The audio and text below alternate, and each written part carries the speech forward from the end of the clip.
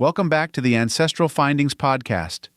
Join me today as we continue our series, Pillars of Power, the Presidential Chronicles, with the life of Chester A. Arthur, the 21st President of the United States. Discover how this political insider became an unexpected reformer, championing civil service reform and modernizing the U.S. Navy. We'll uncover the life and legacy of a leader who rose to the challenges of his time and left a lasting impact on American history.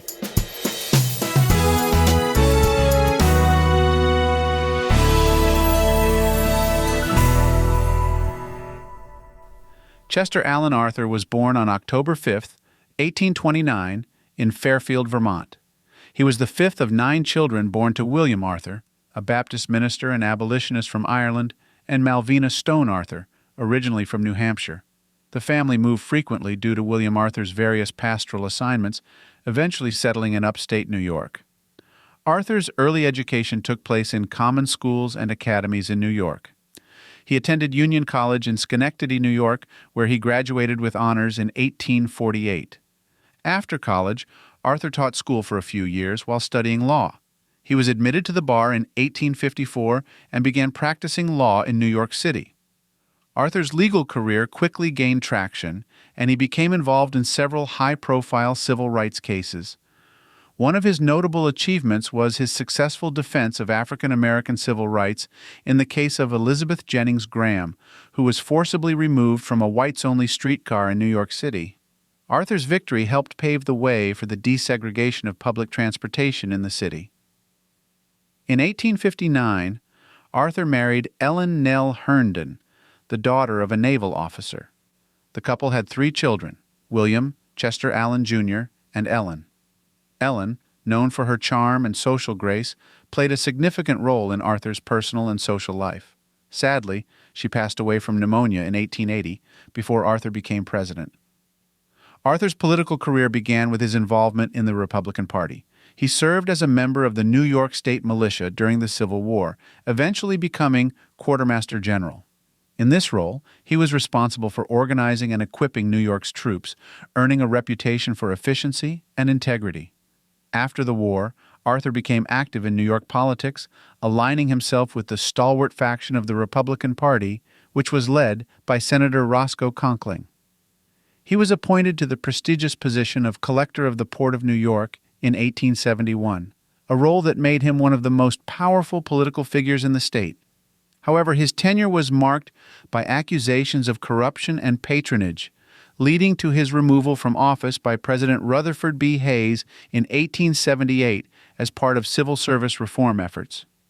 In 1880, Arthur was chosen as the vice presidential candidate on the Republican ticket, alongside James A. Garfield. The Garfield-Arthur ticket won the election, and Arthur assumed the vice presidency. However, his time as vice president was short-lived. Following President Garfield's assassination in July 1881, Arthur was sworn in as the 21st President of the United States on September 20th, 1881. One of the most significant achievements of Arthur's presidency was his support for civil service reform. Despite his previous involvement in the patronage system, Arthur recognized the need for change. In 1883, he signed the Pendleton Civil Service Reform Act into law, which established the Civil Service Commission and introduced a merit-based system for federal employment. The act marked a major shift away from the patronage system and laid the foundation for modern civil service. Arthur's presidency saw efforts to modernize the U.S. Navy, which had been neglected after the Civil War. He advocated for the construction of new steel-hulled ships, leading to the development of a more modern and capable naval force. This initiative helped position the United States as a growing naval power. On the economic front, Arthur supported tariff reform and the reduction of excessive tariffs, which were seen as benefiting certain industries at the expense of consumers. He also vetoed the Chinese Exclusion Act of 1882, arguing that it was discriminatory, although Congress overrode his veto. Arthur's foreign policy initiatives included efforts to strengthen diplomatic relations with Latin American countries and promote trade. He supported the construction of a canal across Central America to facilitate maritime trade, although the project did not come to fruition during his presidency. Arthur was known for his refined taste and attention to detail, which extended to his personal appearance and lifestyle. He was an avid collector of fine art and antiques, and he oversaw significant renovations to the White House, including the addition of an elevator and modern plumbing. Despite his reputation as a political machine insider, Arthur demonstrated a capacity for growth and change during his presidency. His commitment to civil service reform and efforts to modernize the Navy reflected a pragmatic and forward-thinking approach to governance. Arthur's health began to decline during his presidency due to a kidney disease known as Bright's disease. He kept his condition private and continued to fulfill his duties, but the illness took a toll on his stamina and energy. After leaving office in 1885, Arthur retired to New York City. He passed away on November 18, 1886, at the age of 57. Chester A. Arthur's presidency is often viewed as a turning point in American politics, particularly with regard to civil service reform. His support for the Pendleton Act helped to curb corruption and patronage, setting the stage for a more professional and merit-based federal workforce. Arthur's efforts to modernize the Navy also had a lasting impact, contributing to the United States' emergence as a naval power in the late 19th and early 20th centuries. His ability to transcend his political roots and embrace reform earned him respect and recognition as a president who rose to the challenges of his time.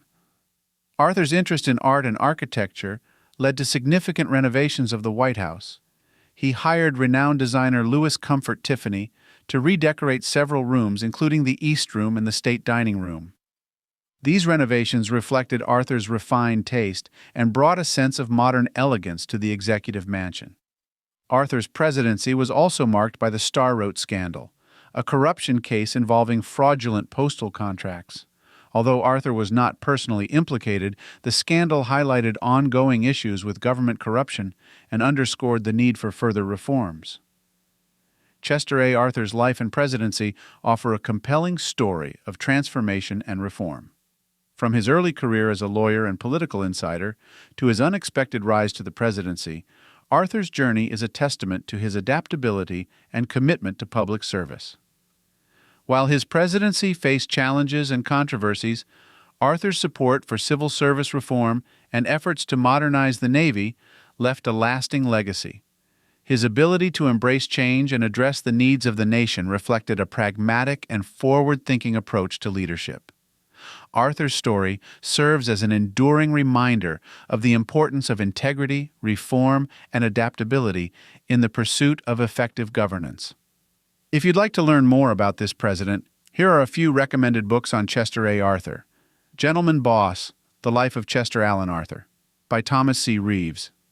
This comprehensive biography by Thomas C. Reeves offers a detailed and balanced account of Arthur's life, from his early years and political career to his presidency and beyond. Chester Alan Arthur, The American President Series, The 21st President, 1881 to 1885, by Zachary Karabell. Part of the American President Series, this concise biography by Zachary Karabell provides an accessible overview of Arthur's life and presidency, highlighting his significant achievements and challenges.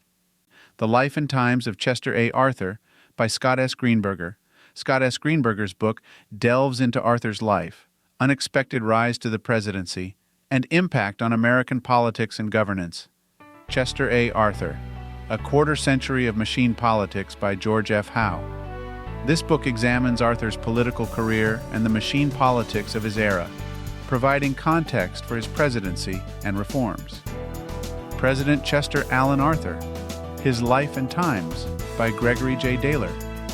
Gregory J. Daler's biography comprehensively examines Arthur's life, including his early career, presidency, and legacy.